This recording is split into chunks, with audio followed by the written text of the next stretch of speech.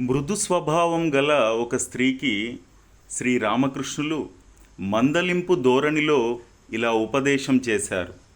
నీకు పరిచయస్థుడైన ఒక ఫలానా పురుషుడు ఎన్నో ప్రయాసల కోర్చి నీకు అన్ని విషయాలలోనూ సహాయం చేశాడనుకుందాం. కానీ నీ అందచందాల వ్యామోహంలో పడి అతడి మనస్సు కామంతో నీకై తపిస్తుందనుకుందాం. అటువంటప్పుడు అతడి పట్ల దయతలుస్తావా, లేదా ఒక్క తన్ను తన్ని అతడి నుండి వైదొలగిపోతావా? కాబట్టి ఎప్పుడంటే అప్పుడు, ఎక్కడంటే అక్కడ, ఎవడంటే వాడి మీద విచక్షణారహితంగా దయ చూపడం సాధ్యం కాదని గ్రహించుకో.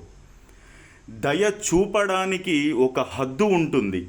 దేశకాల పాత్రలను బట్టే దయ వహించవలసి ఉంటుంది. ఓం శ్రీ రామకృష్ణాయ నమః.